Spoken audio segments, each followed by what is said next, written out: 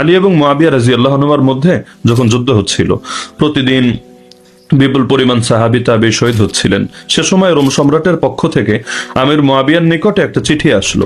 চিঠির মূল ভাষ্য হলো, হে মুয়াবিয়া, আমি দেখতে পাচ্ছি তুমি ন্যায় আর আলী হলো অন্যায়, অর্থাৎ তুমি ন্যায়ের উপর আছো, সে অন্যায়ের উপর আছে।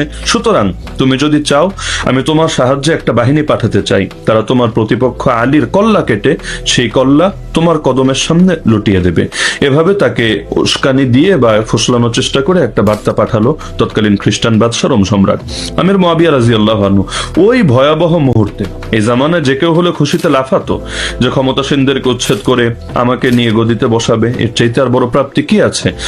এমনকি এখানে ব্যর্থতা বলতে কিছু নাই, কারণ যদি বহিঃশত্রু জিতে তাও লাভ, আর যদি হারে তাও তো নিজের ইজ্জত যাচ্ছে না, তাও লাভ। কিন্তু তিনি ফিরতি চিঠি লিখে পাঠালেন, যার প্রথম শব্দই হলো ইয়া কালবার রুম, রোমের কুত্তা। ভাইয়ে ভাইয়ে ভুল বোঝাবুঝি হয়েছে, একসময় মিটমাট হয়েও যাবে, কিন্তু মাঝখানে এসে নাক গলানোর তুই কে? তুই যদি তোর এই পদক্ষেপ থেকে নিবৃত্ত না হোস এবং ভবিষ্যতে এমন পদক্ষেপ আবার গ্রহণ করিস, আমি মুয়াবিয়া এমন এক বিশাল বাহিনী পাঠাবো যার প্রথম সদস্য থাকবে তোর সামনে রোমে, আর শেষ সদস্য থাকবে আমার সামনে শামে। তারা তোর কল্লা কেটে সেটা লুটিয়ে দেবে আলী রাদিয়াল্লাহু আনহু কদমে। তো মুসলমানদের ভেতরকার ভুল বোঝাবুঝির ক্ষেত্রেও নিজেদের পারস্পরিক মহব্বতটা এই পর্যায়ে থাকা উচিত, এবং যার কারণে সেই যুদ্ধে কিন্তু কাউকে দাসদাসী বানানো হয়নি, অথবা সম্পদগুলোকে গনিমতে পরিণত করা হয়নি। কেন? কারণ ভাইয়ে ভাইয়ে যুদ্ধ, এখানে আবার আরেকজনের সম্পদ গনিমত কেন হবে? সেখানে আরেকজন মুসলমান, সে আমার অধীনে দাসদাসী কেন হবে? এতটুকু ছিল সেই জামানে আলী এবং মুয়াবিয়া রাদিয়াল্লাহু আনহুর মধ্যকার যুদ্ধে। ইসলামের ইতিহাসে শুরু থেকেই মতবাদ ছিল, আছে এবং থাকবে। কিন্তু মনে রাখতে হবে, মতবাদ যেন কখনো বিদ্বেষের কারণ না হয়। ইসলামের সৌন্দর্যই হলো দালিল ভিত্তিক মতবাদ। মতবাদের পার্থক্য থাকা সত্ত্বেও পারস্পরিক সম্মান বজায় রাখা দরকার। হযরত আমির মুয়াবিয়া রাদিয়াল্লাহু তাআলা আনহু এর ব্যাপারে বহু আলেমের সুস্পষ্ট অবস্থান হলো, তিনি রাসূল সাল্লাল্লাহু আলাইহি সাল্লামের একজন সাহাবী ছিলেন। শুধু সাহাবী ছিলেন তাই যারা তাকে সাহাবী মানেন না, তাদের জন্য আমাদের দোয়া করা উচিত। আমরা দোয়া করি আল্লাহ তাআলা যেন তাদের সবাইকে সঠিক বুঝ দান করুন এবং হেদায়েত দান করুন। তাছাড়া আমরা কারো প্রতি বিদ্বেষ ছাড়াবো না, গালি দেব না, বরং কুরআন সুন্নাহ নির্ভরযোগ্য আলেমদের ব্যাপারে আলোকে সত্যকে গ্রহণ করার চেষ্টা করব।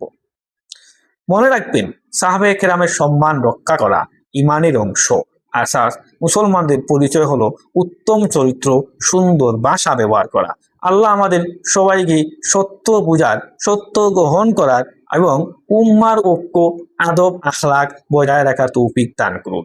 ভিডিওটি ভালো লাগলে অন্যকে দেখার জন্য শেয়ার করে অন্যকে দেখার সুযোগ করে দেবেন। বন্ধুরা, ভাই ভাই ঝগড়া থাকতে পারে, মুসলমানে ঝগড়া থাকতে পারে, তাই বলে কি একজন মুসলমানকে এভাবে কটাক্ষ করবেন? আর মুয়াবিয়া রাদিয়াল্লাহু তাআলা আনহু যে সাহাবী ছিলেন, তার সম্পর্কে অনেক রেফারেন্স আছে, বড় বড় আলেমের রেফারেন্স আছে। আপনারা সাইর মাযহাবের ইমাম সহ বিভিন্ন বড় বড় মুহাক্কিক আলেমদের, মুহাক্কিক আলেমদের খেয়াল করে দেখবেন, ওনারা বলছেন আমির মুয়াবিয়া রাদিয়াল্লাহু তাআলা আনহু সাহাবী ছিলেন। সুতরাং আলী এবং মুয়াবিয়া রাদিয়াল্লাহু তাআলা আনহুর মধ্যে যে দ্বন্দ্ব ছিল, এটা হয়তো ইজতিহাদ হতে পারে। আর ইজতিহাদের নিয়ম হলো, যিনি ইজতিহাদে সফল হবেন উনি দুটা নেকি পাবেন, আর যিনি সফল হবেন না উনি একটি নেকি পাবেন। সুতরাং আপনারা কেন এই বিষয় নিয়ে আপনারা গুলাফানিতে মাছ শিকার করতে চাচ্ছেন? বন্ধুরা, আশা করি আপনারা যারাই মুয়াবিয়া রাদিয়াল্লাহু তাআলা আনহু নিয়ে নেগেটিভ মন্তব্য করেন, আমি তাদের অনুরোধ করে বলতেছি, ভাই এবার আপনি থামুন। আল্লাহ হাফেজ।